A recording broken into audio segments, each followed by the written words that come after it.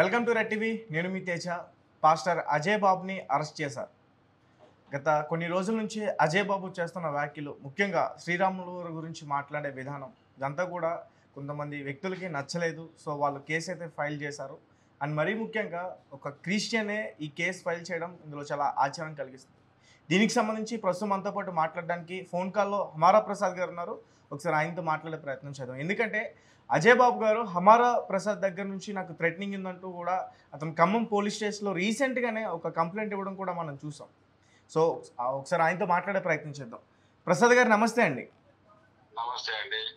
So right sir, Ajay బాబు గారు arrest అయ్యారు. So చాలామంది కూడా మీ గురించి మాట్లాడుతున్నారు, వీళ్ళు కావాలనే ఇరికించి అరెస్ట్ చేశారని చెప్పేసి. దానిపైన మీ స్పందన ఏంటండి? ఒకవేళ నిజంగా ఆ విధంగా ఎవరైనా అనుకుంటే మాత్రం వాళ్ళంతా అమాయకులు అనుకోవచ్చు, లేకపోతే వాళ్ళంతా కొద్ది తక్కువ లేని వాళ్ళు ఇంకోలేరు. ఎందుకు అంటే పోలీస్ స్టేషన్ లో తుకారం గేట్ పోలీస్ స్టేషన్ లో కంప్లైంట్ ఇచ్చింది హిందువులు కాదు. పోలీసులు స్పష్టంగా ఆయన అరెస్ట్ చేసింది తుకారం గేట్ పోలీస్ వాళ్ళు. తుకారం గేట్ పోలీస్ స్టేషన్ లో కంప్లైంట్ ఇచ్చింది ఎవరు? ఒక క్యాథలిక్ క్రిస్టియన్ మతంలోని క్యాథలిక్ సమాజానికి చెందిన జోసెఫ్ అనే ఒక పాస్టర్.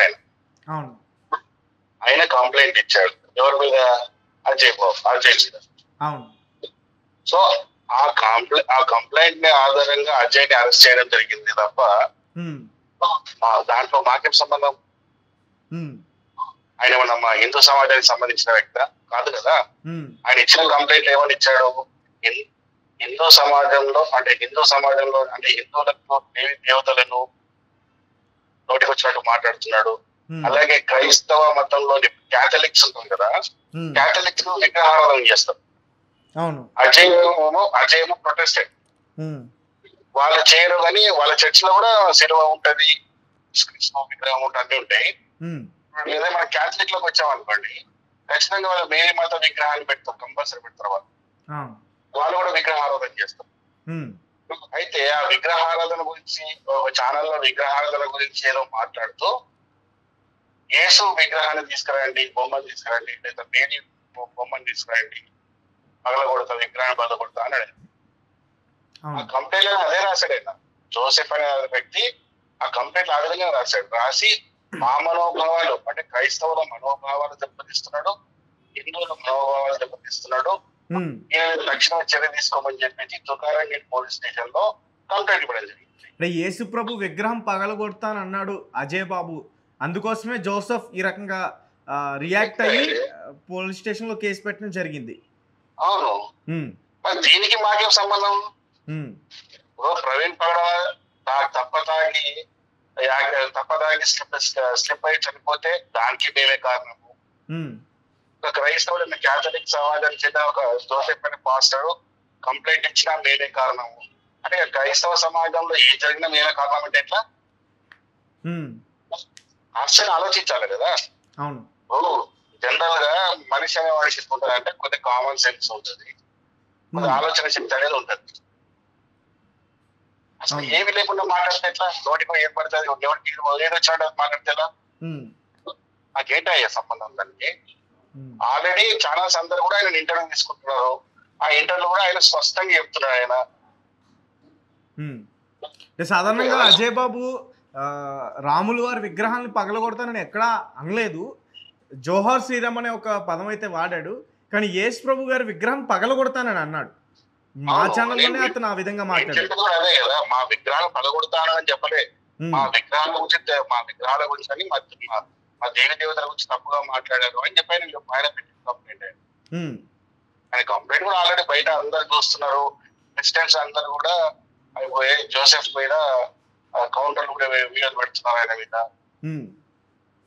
మరి ఇక్కడ మేం చేసింది ఏమున్నది? మా తప్ప ఏముంది?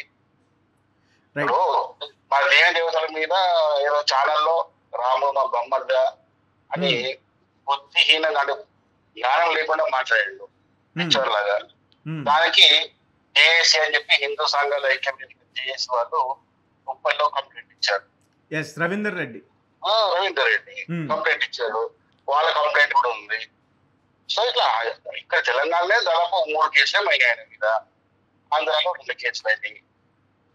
ఇక భవిష్యత్తులో ఇప్పుడు నేను కూడా ఒక అట్రాసిటీ కేసు ఫైల్ చేయబోతున్నా ఆయన మీద, అజయ్ బాబు గారి పైన.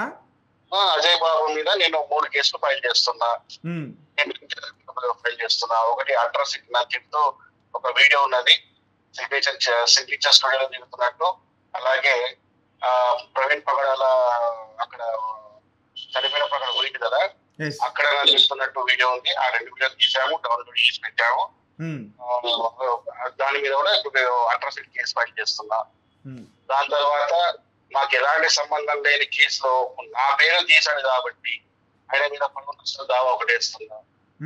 అలాగే అన్వాంటెడ్ గా నాకు సంబంధం లేకుండా నా పేరు వాడి ఒక క్రిమినల్ కేసు అంటే మాకు సంబంధం లేకుండా, అంటే మాకు కేసు సంబంధమే లేదండి.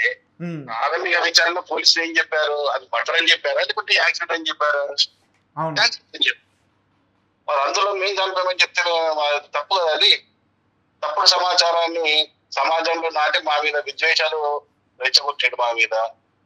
అదే ఇప్పుడు చాలా మంది అమాయకులు చూసాం మనము, చాలా మంది మా మీద గట్టి అరుస్తూ మేము అది చేస్తాం ఇది చేస్తామని చెప్తున్నారు. ఒకవేళ ఎవడైనా మా మీద దాడి కానీ ఏమైనా చేసి ఏమైతుండే రెస్పాన్సిబిలిటీ ఎవడు? దాని మీద ఒక క్రిమినల్ కేసు కూడా ఫైల్ చేస్తాడు వ్యక్తిగతంగా. Right sir. అయితే ప్రస్తుతం బయట ప్రజలందరూ కూడా ఏమంటున్నారంటే అజయ్ బాబు వ్యాఖ్యలు చేసినందుకు గాను అరెస్ట్ చేశారు. మరి బైబిల్ గురించి కూడా చాలామంది తప్పుగా మాట్లాడుతున్నారు. వాళ్ళపైన కేసులు పెట్టిన పోలీసులు వాళ్ళని ఎందుకు అదుపులోకి తీసుకోలేదు, అరెస్ట్ చేయలేదనే ఒక ప్రశ్న కూడా ఉంది.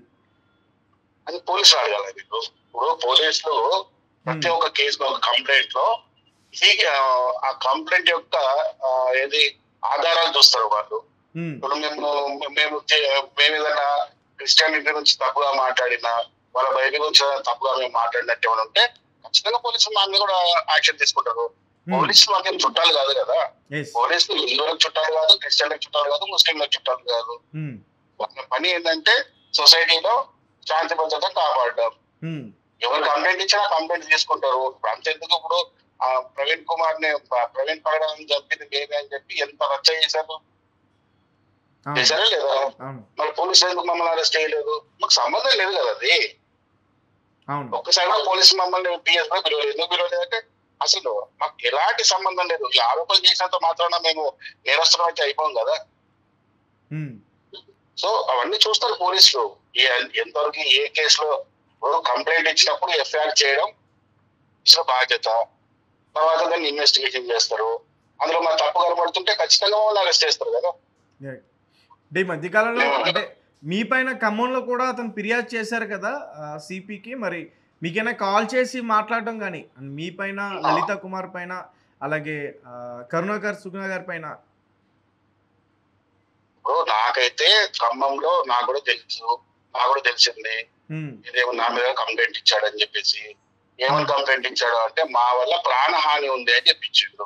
మీ వైపు నుంచి అజయ్ బాబుకి థ్రెటనింగ్ ఉందంటూ కంప్లైంట్ ఇచ్చాడు. థ్రెటనింగ్ ఉందని చెప్పిండు. థ్రెటనింగ్ ఉంటే నేను ఏమైనా థ్రెటనింగ్ గా ఉన్నదో పోలీసులు చూస్తారు కదా. నేనేమన్నా డైరెక్ట్ ఏమన్నా చంపేస్తా అని చెప్పినా, లేకపోతే నేను మర్డర్ చేస్తా అని చెప్పినా, ఏం చెప్పినా అని. థ్రెటనింగ్ అంటే ఇప్పుడు నేను ఇచ్చాక ఫేస్బుక్ లో ఉన్న ఒక పోస్ట్ ఉన్నది. ఆ పోస్ట్ లో ఏమున్నది, కత్తి మా రాముని ఇష్టం నోటికి వచ్చినాడు మాట కత్తి మహేష్ రోడ్ యాక్సిడెంట్ చచ్చిపోయాడు. మా రాముడి గురించి ఇష్టం వచ్చినట్టు, మా రాముడి గురించి, మా సీతమ్మ గురించి నోటికి వచ్చినట్టు మాట్లాడిన ప్రవీణ్ ఆ విధంగా యాక్సిడెంట్ చచ్చిపోయాడు తప్పక. నువ్వు కూడా నీకు కూడా సేమ్ అదే గతి పడుతుంది అన్నావు. ఇది థ్రెటనింగ్ ఎందుకైతుంది? థ్రెటనింగ్ అంటే అసలు మనకు ఫస్ట్ ఆఫ్ ఆల్ బెదిరించడం అంటే ఏదో మనకు తెలిసి ఉండాలి. మనకు అది తెలియకుండా నేను పెట్టిన పోస్ట్ కి నాకు బెదిరింపులు వచ్చాయంటే, ఇప్పుడు మా ఫోన్ నుంచి ఏమైనా బెదిరింపులు వచ్చినాయా, ఏమైనా బెదిరించినావా, అవన్నీ చూస్తారు కదా పోలీసులు. రైట్. అంటే ఆ టైంలో నెక్స్ట్ నువ్వే అజయ్ బాబు అనే ఒక పోస్ట్ రావడం వల్ల మా రాముడు తిట్టాడు కదా. మా రాముడిని పిచ్చి పిచ్చిగా మాట్లాడిండు. సేమ్ అదే రాముడు గురించి అట్లా మాట్లాడిన ఇద్దరు ఏ విధంగా పోయాడు. ఇప్పుడు నెక్స్ట్ నువ్వు కూడా పోతావు అంటున్నాం మేము. అంతే, నేను చంపుతా అంటలేను కదా. రైట్. థ్రెటనింగ్ అంటే ఏంటి కాన్సెప్ట్, లాజిక్ అర్థం చేసుకోవాలబ్బా. లాజిక్ అర్థం కాక ఏది పడుతుంది కేసు పెట్టినంత మాత్రాన పోలీసులు చూసుకోరా? పోలీసులు నీలాగా అమాయకుల వాళ్ళు ఎన్ని కేసులు చూస్తారు వాళ్ళు? అవును, ఎన్ని కేసులు చూస్తారు, ఎన్ని కేసులు చేస్తుంటారు వాళ్ళు రెగ్యులర్గా. ఎస్, ఏది సీరియస్ కేసు అసలు ఇంత బెదిరించింది ఏముంది అనేది వాళ్ళు చూస్తారు కదా. ఒకవేళ నిజంగా నేను బెదిరించినట్టు అనిపిస్తే ఖచ్చితంగా నాకు పిలుస్తాను. నన్ను పిలిస్తే నేను పోతా, నేను చెప్పుకుంటా, నేను చెప్పాల్సింది చెప్తా. దాన్ని కూడా పోలీసులు సాటిస్ఫై కాకపోతే వాళ్ళు అరెస్ట్ చేయాలనుకుంటే అరెస్ట్ చేస్తారు. అట్లే ఉంది సార్. భవిష్యత్తులో మీరు అంటే సారీ మీరు కూడా అజయ్ బాబు పైన కేసు పెట్టబోతున్నారు అంటారు? 3 కేసులు పెడుతున్నారు. 3 కేసులు పెడుతున్నారు. ఓకే. అట్రాసిటీ ఒకటి, పరువు నష్టం దావా ఒకటి, ఆయన చేసిన మాట, ఆయన చెప్పిన మాటల వల్ల